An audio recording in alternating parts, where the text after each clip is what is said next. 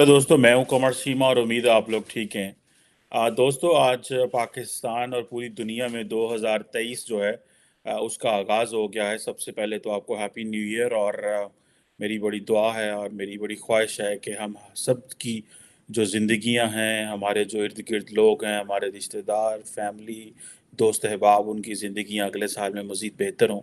और हमें 2023 से एक अच्छा जो है वो साल मिले। और इसमें हर एक का, जिसे कहते हैं ना, भला हो। इन अदर वर्ड्स, हम जिसे अपनी ज़ुबान में कहते हैं। दो तीन चार मोटी मोटी बातें करनी है आज। मैं ये जो कुछ तस्वीरें आपके सामने देख रहे हैं, ये क्या किस चीज़ की तस्वीरें हैं? ये ऐसे लग रहा है कोई स्टेडियम है और स्टेडियम में बहुत लोग हैं, शायद कोई क्रिकेट मैच हो रहा है या फुटबॉल मैच हो रहा है। नहीं, ये क्रिकेट या फुटबॉल मैच नहीं हो रहा। मैं आपको सिर्फ दिखाना चाह रहा हूँ, एक छोटी सी वीडियो मैं दिखाता हूँ कि ये इस्लामाबाद का एक स्टेडियम है। और ये स्टेडियम खचाखच भरा पड़ा है उन लोगों से जो पुलिस में नौकरी चाहते हैं। कहा जा रहा है कि तकरीबन कोई 1600-1700 पोस्ट के अगेंस्ट हज़ारों लोग जो है वो आए। और इससे तो कभी पाकिस्तान के जो वो क्रिकेट स्टेडियम के मैच में लोग नहीं आते जिस तरह लोग नौकरियों के लिए आए हैं। ये आप छोटी सी एक वीडियो है, मैं दिखाने की कोशिश करता हूँ। और एक तस्वीर में आप देख रहे हैं कि कितना ज़्यादा रश है।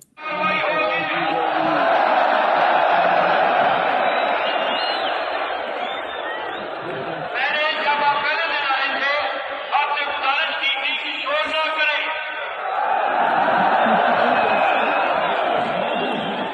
अगर शोर से कुछ मिलता है तो बता दें।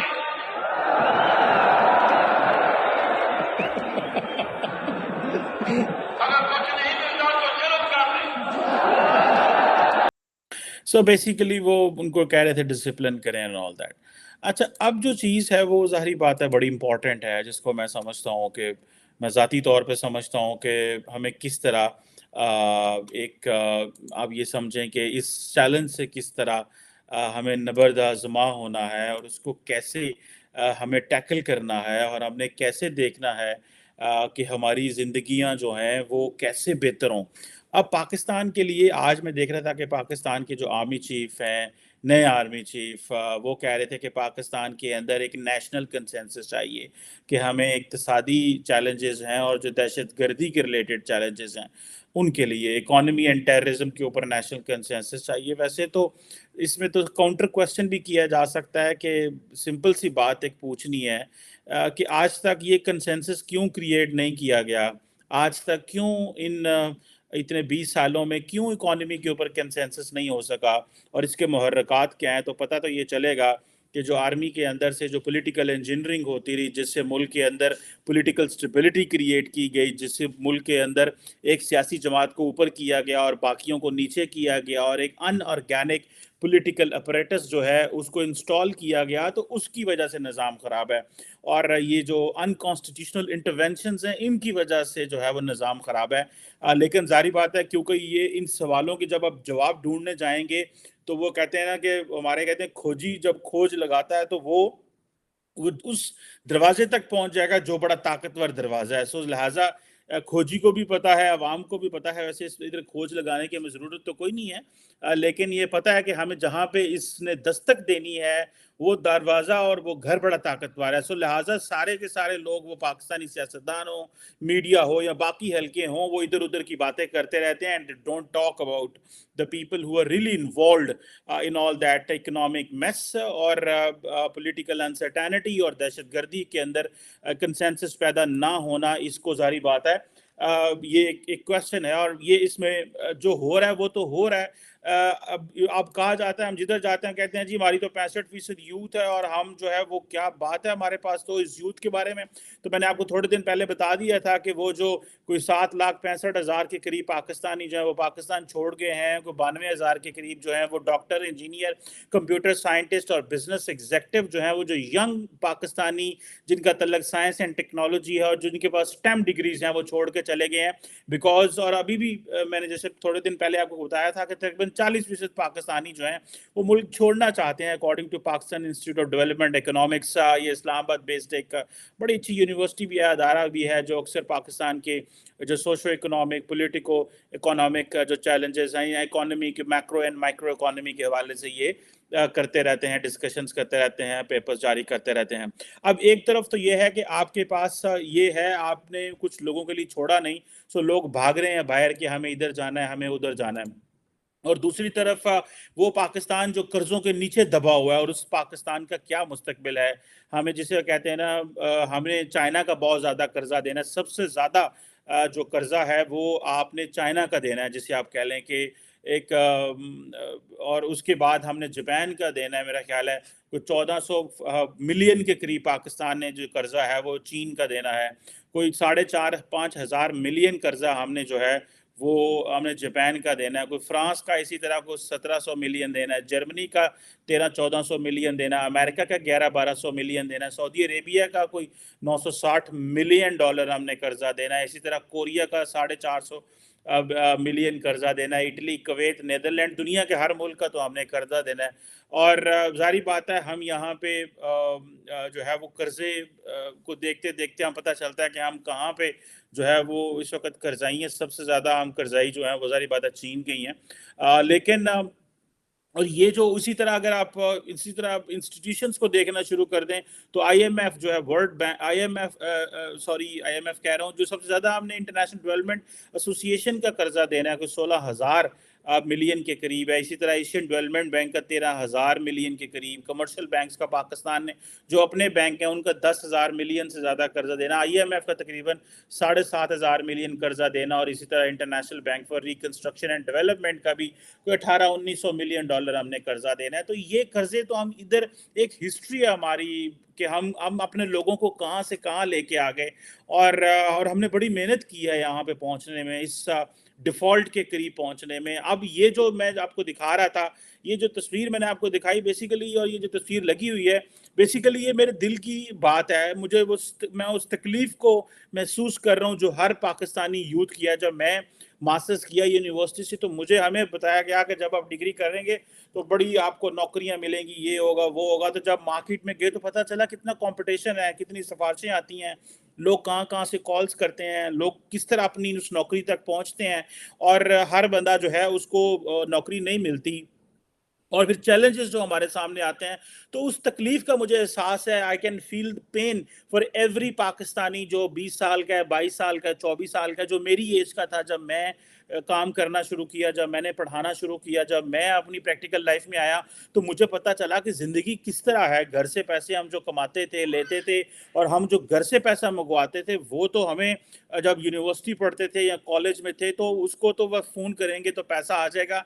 लेकिन फिर एक वक्त आता है कि माँ बाप, बहन भाई आपसे पूछते हैं, अकाउंटेबिलिटी शुरू होती है कि भाई तुम्हें तो यूनिवर्सिटी भेजा था, तुम क्या कर रहे हो। तो मुझे इनकी पेन फील हो रही है दरअसल, इसलिए मैं ये बात करना चाह रहा था आज कि ये लोग जो हैं इनके लिए क्या प्रॉमिस हमने किया हुआ है, क्या हमने इनके लिए जिसे वो कह रहे हैं कि कोई ऐसा प्रॉमिस है जिसमें आज भी आपके जो आर्मी चीफ हैं वो यही कह रहे हैं कि यार आए कंसेंसस पैदा करें दहशतगर्दी के ऊपर, और आए कंसेंसस पैदा करें इकोनॉमी के ऊपर। क्यों नहीं हम कर सके? मतलब लाखों लोग जो है एक छोटी सी जॉब, थोड़ी सी जॉब्स के लिए लाखों लोग दुनिया बाहर निकलते हैं।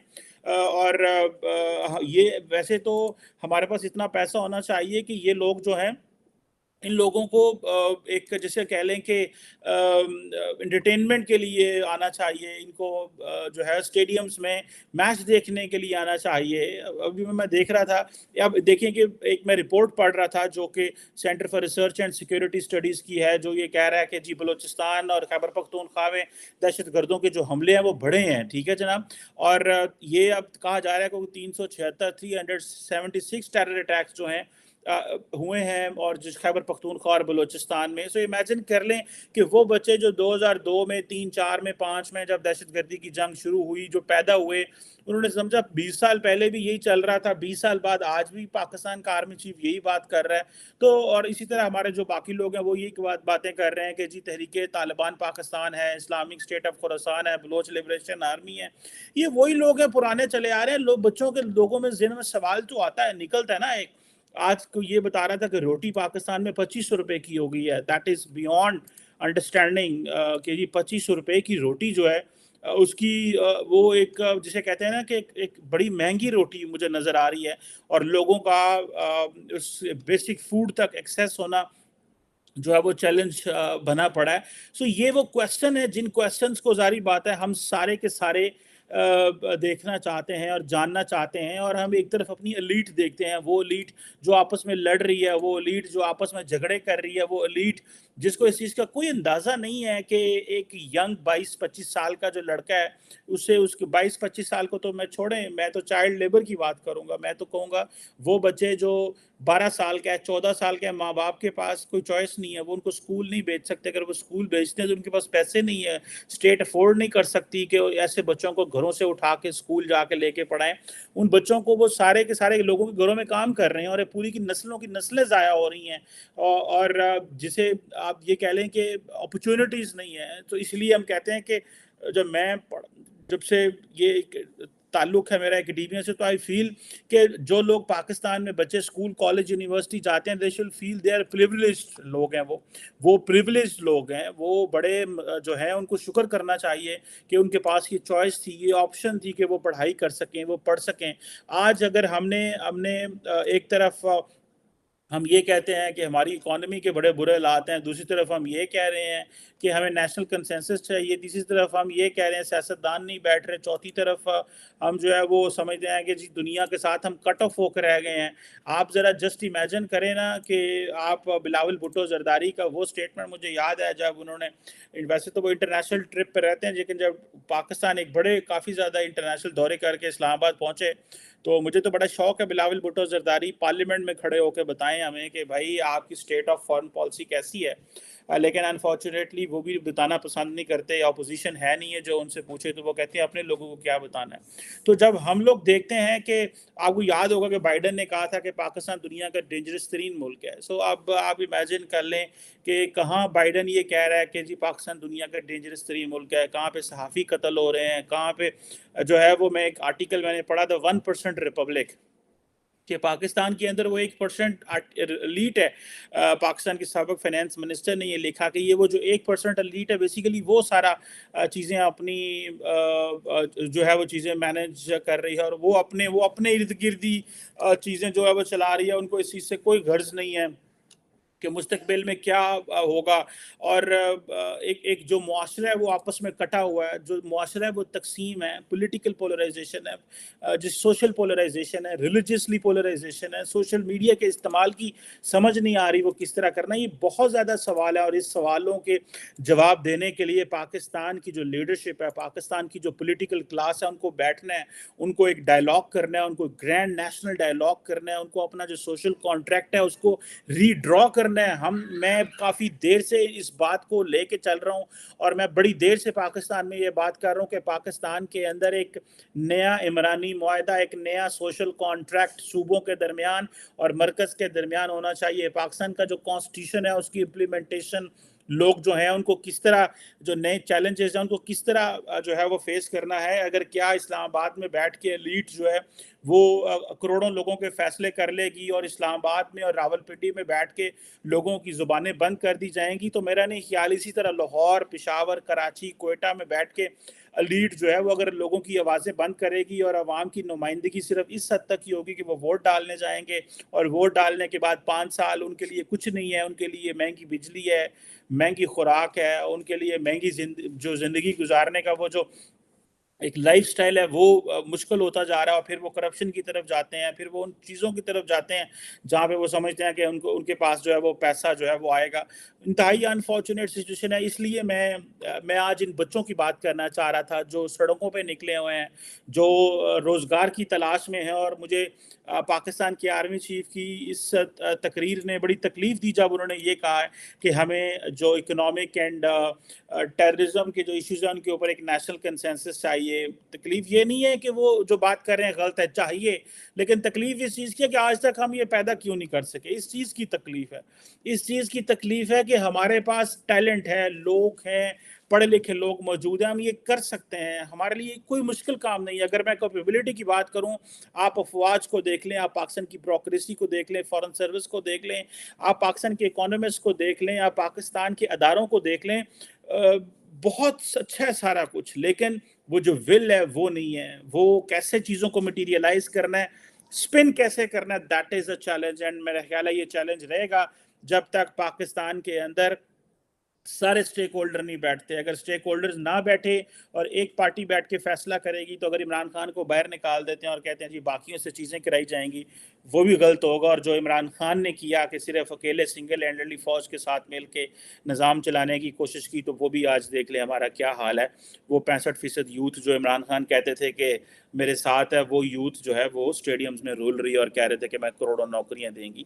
یہ انتہائی انفارچونیٹ ہے. سال کا جو آغاز ہے وہ ایک پیسمسٹک جو ہے وہ ڈسکشن سے نہیں ہونا چاہیے, ایک مثبت ڈسکشن سے ہونا چاہیے. لیکن ہمارے پاس چوائسیز ہیں, اچھی چوائسیز ہیں. ہم نے ڈیفالٹ سے بچنا ہے. ہم نے اپنی یوتھ کو, لوگوں کو امید دینی ہے, اور اس کے لیے پولیٹیکل کلاس کو اکٹھا ہونا پڑے گا. پارلیمنٹ سے بیٹھ کے ایک ملک کے لیے آواز نکالنی چاہیے جس میں 25 کروڑ کی جو آبادی ہے, 24 کروڑ کی آبادی ہے. They should get a message کہ بھائی ان کے جو لیڈرز ہیں, ان کے جو لوگ ہیں, وہ جو نیشنلزم واپس لے کے آنے کی ضرورت ہے, وہ جو ایک ول ہوتی ہے وہ واپس لے کے آنے کی ضرورت ہے. I think that is the only way چیزیں بہتر ہو سکتی ہیں. the nation, the people have the potential, they need to have a will, I think. Thank you very much.